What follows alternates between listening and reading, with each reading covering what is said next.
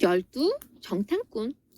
이스라엘 백성이 드디어 가나안 땅 앞에 이르렀어.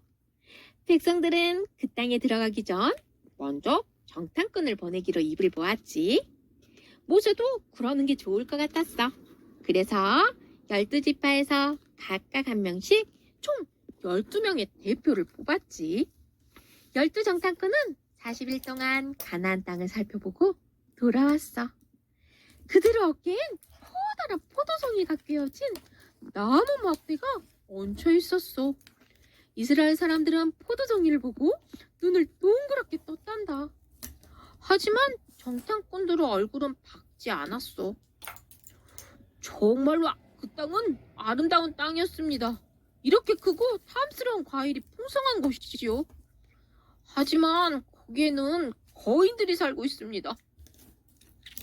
성이 어찌나 큰지 뚫을 길이 없습니다. 전쟁을 하다 보면 보나마나 질 것입니다. 이 말을 들은 이스라엘 백성은 겁에 질려 울음을 터뜨렸단다. 차라리 애굽에서 살걸. 결국 우리 모두 광야에서 죽게 되었구나. 모세 말고 다른 지도자를 뽑아 애굽으로 돌아가자. 이때 함께 정탐을 다녀온 여호수아가 말했어. 물론 그 성은 무척 단단해 보였습니다. 하지만 하나님이 주시겠다고 하지 않았습니까? 하나님이 주신다는데 무엇이 걱정입니까? 다른 정탐꾼인 갈렙도 여호수아를 거들었지. 하나님이 함께 하시면 반드시 이길 수 있습니다. 하나님이 애굽에서 우리를 어떻게 구원하셨는지 기억해 보세요. 하지만 이스라엘 백성의 마음은 이미 약할 대로 약해져 있었어. 그들은 하나님을 원망하며 울부짖었지. 10가지 재앙으로 애굽을 혼내주신 일과 걸어서 바다를 건너게 해주신 일을 까맣게 잊고 말이야. 하나님도 몹시도 화가 나셨어. 도대체 이 악한 자들은 언제까지 나를 원망하고 거역할 셈이냐? 내가 언제까지 참아야 하겠느냐? 가나안 땅에 못 들어갈 거라고? 좋다. 내가 너희가 말한 것을 그대로 이루어 주리라. 못 들어갈 것이라고 한 자들은 정말로 못 들어갈 것이고, 들어갈 수 있다고 한 여호수아와 갈렙은 너희 후손을 데리고 그 땅에 들어갈 것이다. 하나님은 이 일로 이스라엘 백성에게 40년 동안 광야에서 사는 벌을 주셨단다. 불평과 불만을 일삼고 하나님이 하신 일을 믿지 않은 이스라엘 백성은 결국 가나안 땅을 코앞에 두고 다시 광야로 돌아서야 했지.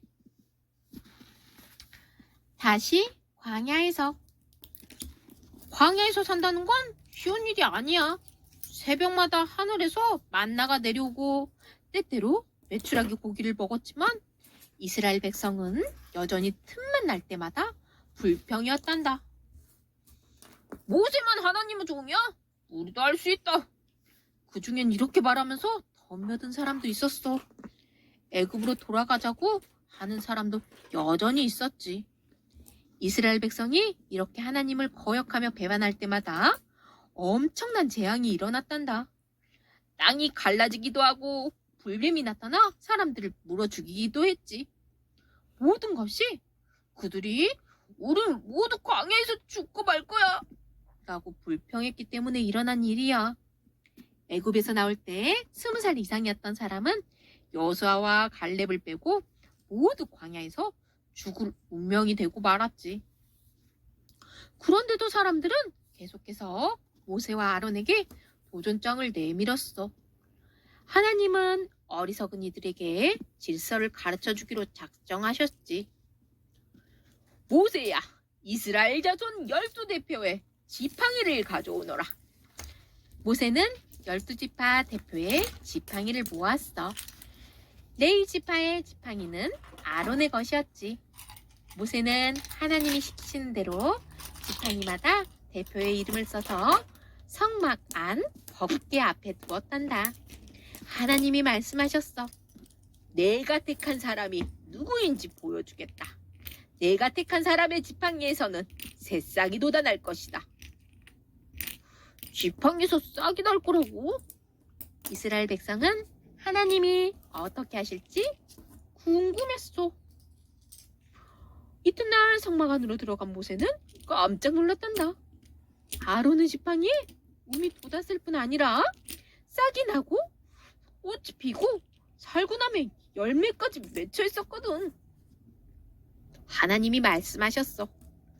아론의 지팡이를 잘 간직하여라. 그리고 다시는 백성이 나를 거역하여 원망하지 못하게 하여라. 이스라엘 자손은 하나님이 세우신 사람이 누구인지 분명히 알게 되었어. 모세는 아론의 쌍난 지팡이를 하나님의 법궤 안에 보관했단다. 십계명에 쓰인 돌판, 만나를 담은 항아리와 함께.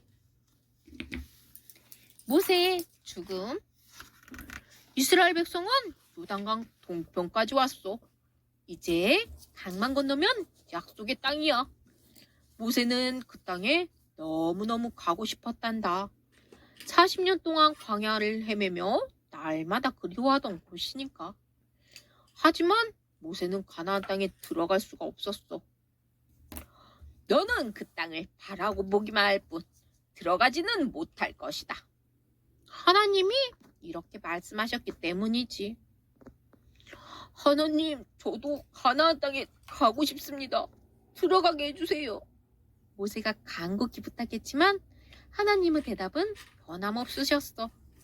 그만하면 됐다. 다시는 이 일로 내게 말하지 마라. 얼마 전 이스라엘 백성은 광야를 떠돌다 무리바에 다다랐어. 거기서 이스라엘 백성은 물이 없다고 불평을 했단다. 이때 광야 생활이 몸에 익을 대로 익은 뒤였지. 물이 없을 때 바위에서 물이 솟는 기적도 이미 경험한 다음이고, 쓴물을 단물로 만드는 기적도 이미 경험했었지. 그런데도 이스라엘 백성은 왜 이렇게 고약한 곳으로 자기들을 데려왔냐며 모세에게 따졌어. 이 모습을 보신 하나님께서 모세에게 어떻게 해야 할지 알려주셨어. 모세야, 저들이 보는 앞에서 바위에게 명령하여라. 그러면 바위가 그 속에 있는 물을 밖으로 흘릴 것이다. 모세가 백성들 앞에서 목소리를 높였어. 이 불평을 일삼는 자들아, 우리가 이 바위에서 너희가 마실 물이 나오게 하마. 모세는 화를 내며 지팡이로 바위를 2번 쳤단다. 그랬더니 물이 콸콸 쏟아나왔지. 그런데 하나님은 바위를 2번 치라고 하지 않으셨어. 그저 바위에게 명령하라고 하셨을 뿐이지. 하나님이 모세에게 말씀하셨어. 모세야, 네가 내 말을 듣지 않았으며 나의 거룩함을 이스라엘 백성에게 나타내 보이지 않았구나.